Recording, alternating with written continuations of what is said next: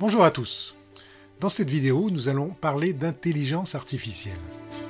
Un programme d'intelligence artificielle simule l'intelligence humaine, c'est-à-dire qu'il est capable de s'adapter à toutes les situations. En informatique, les programmes d'intelligence artificielle sont répartis en 3 familles. Tout d'abord, il y a la famille des programmes qui répondent à un but précis, comme reconnaître une personne grâce à son visage ou rédiger des textes en les dictant. Ces programmes sont intelligents, mais uniquement pour réaliser la tâche pour laquelle ils ont été conçus. C'est ce que nous appelons l'intelligence artificielle étroite. Cette famille correspond à la grande majorité des programmes d'intelligence artificielle disponibles aujourd'hui sur le marché. Puis nous avons la famille des programmes qui sont capables d'apprendre et résoudre un problème. C'est ce que nous appelons l'intelligence artificielle générale. Ces programmes sont encore rares aujourd'hui. Pour cela, il faudrait que les machines soient en mesure de penser, de comprendre et d'agir. Toutefois, un programme de jeu d'échecs capable de battre un humain est un premier pas vers cet objectif. Ce programme améliore ses performances au fil du temps en tirant profit des parties d'échecs qu'il a déjà jouées.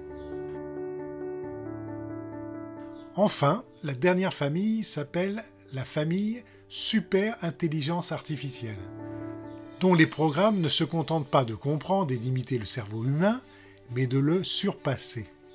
Ils sont conscients, ont leurs propres émotions et croyances. Je vous rassure, mais peut-être que je vais vous décevoir, ce n'est encore que de la science-fiction. Ces programmes n'existent que dans les livres ou dans les films. Il est important de comprendre qu'un programme d'intelligence artificielle a besoin d'être alimenté de nombreuses données en amont. Ces données vont servir de modèle pour que le programme puisse prendre des décisions. Sa programmation est donc complexe, mais en contrepartie, ceci donne des applications très pertinentes.